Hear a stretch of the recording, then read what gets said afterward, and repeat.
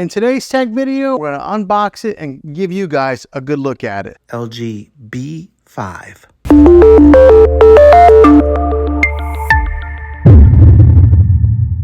Okay, so this is what the back side of it looks like. It's just laying face down. Here's another good look at just how thin this TV is from there to there. But this is where all the brains of the TV are. The ports on the back, you get a USB 1 right here, but also there's a USB 2 and 3. When it comes to the HDMI ports, that's what a lot of us will utilize. Right here is HDMI 1. There is your eARC HDMI. So if you are a gamer, that's where you're going to want to plug into right there. It's got a third HDMI hookup there. And then right there is a fourth HDMI. Also, it's got a spot for you to hook up your antenna if you're still doing that. Right there's your LAN port to hook up your Ethernet cable.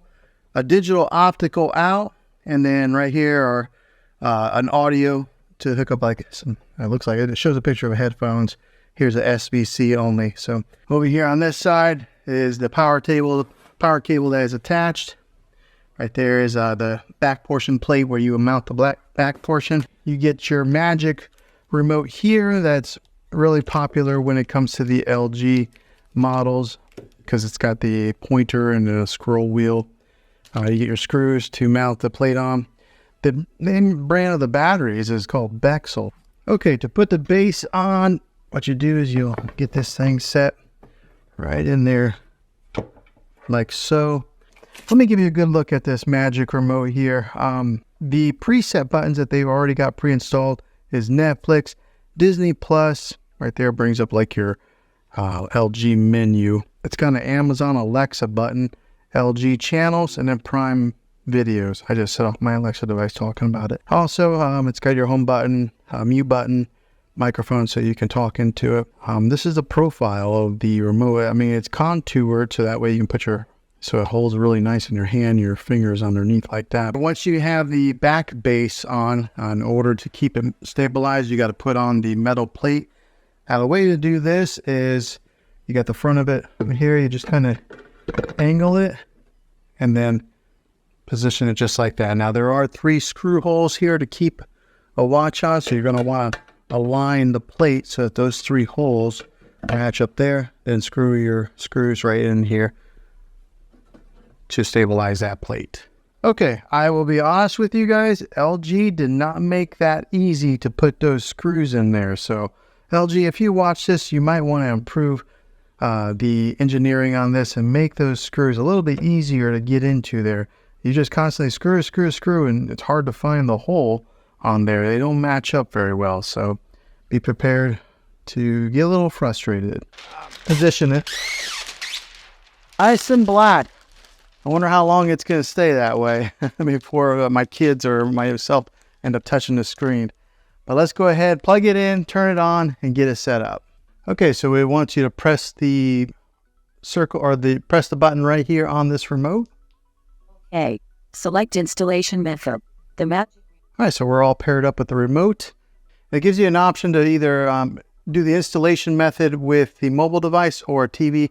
I'm just going to do it right here on the TV. All right, so then you'll come to the terms and conditions screen. Just click next. I went ahead and select all. I mean, who actually reads all those terms and conditions, and then click more. All right, so here's where you would connect any of the things that you have connected to your TV normally, like a DVD player, maybe a Roku device, or anything that you would hook up with HDMI. You would then get it connected to your TV and then click next. Okay, so the only thing I hooked up was a Roku device.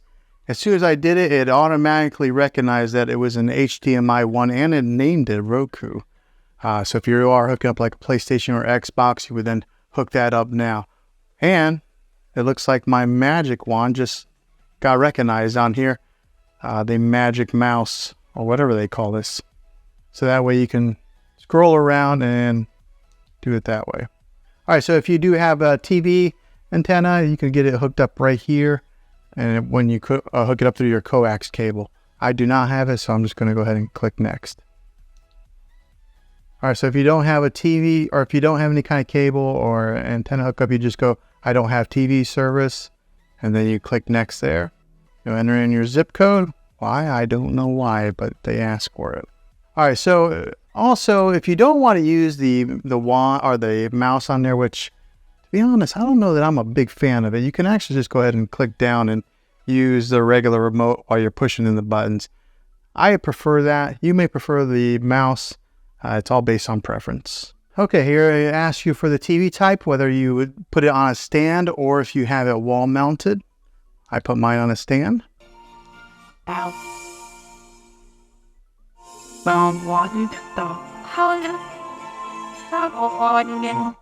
Okay, so you can see the sound difference there when you let the artificial intelligence take control there on the sound in the picture.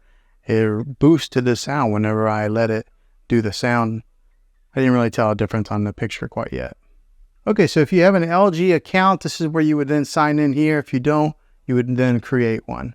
Okay, next up, you'll come to this screen here. If you're wanting to install Prime Video or Sling, I'm not sure why LG only includes these right off the bat. Maybe they have some type of contracts with these two companies, but this is where you would sign into your Prime Video account and get it set up. Or if you have Sling, you would sign in here, and then it would do app installation.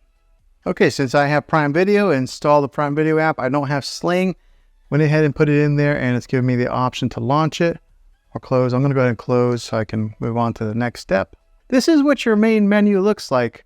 Again, the magic wand automatically comes on, but it does have, this is what the new web OS that LG is offering now has. So if you look on the bottom, this is your home dashboard, connection guide. This is Apple AirPlay, where you would then connect your iPhone or your iPad or maybe even a Mac to your TV. This is a live TV input.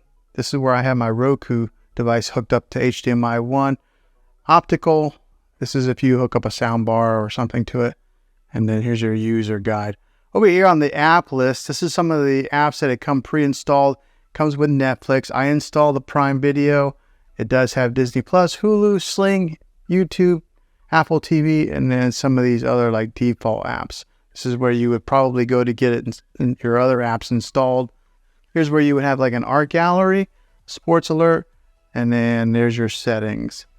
Up here is a trending now that has some suggested content for you to watch. There's The Chosen, which I kind of recommend. That's a pretty good show. Here's Discovery Plus. I was kind of wondering if the LG did have Discovery Plus, but right there it is. And then you just keep on going, and these are the trending now. Okay, scanning down a little bit further. Here is your LG channels that are free. Gives you some suggested. It's got history, ABC News Live, Film Rise, CBS News, Fox News. So it gives you a slew of content to pre-install if that's what you're wanting to watch, or I guess it's already installed, so you just click there and watch it.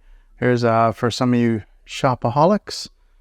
Right here is some of the seasons on Amazon Prime, since I did connect it through, that it's recommending to watch. Here's some of your Apple TV programs. If you do have subscription to Apple TV, has that offered there. Here's some of the new releases. It's got the Apple TV logo on there. All right, and that's the bottom bar, so they just scroll back up to go to the menu.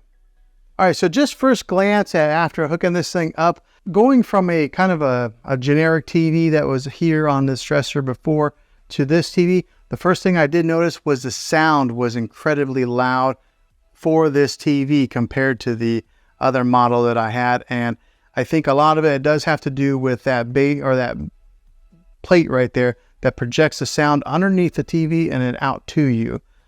So it is loud. Just looking at it here on first glance, this is a nice looking TV. This is the OLED display. It's got a deep black to it, which I really like. I'll go ahead and put up the art gallery. First time launching it, you have to hit agree.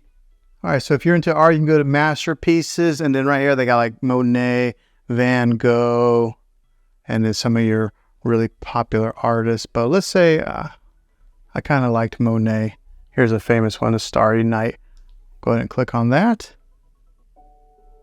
And it gives you some ambient music with the look of a painting with a border on there. But yeah, just looking at it, it looks very cool. I like that it does switch to other paintings like that. So if you did want to have some type of let me go ahead and mute that. So in case you wanted to have different paintings that just flash around, if you have this set up in your living room, and you could just have that go on some type of a loop. But yeah, that's very cool. The picture quality, I know it might be kind of hard to judge right here on a YouTube video, but it is pristine clear. Like, it is a nice looking picture. Very impressed.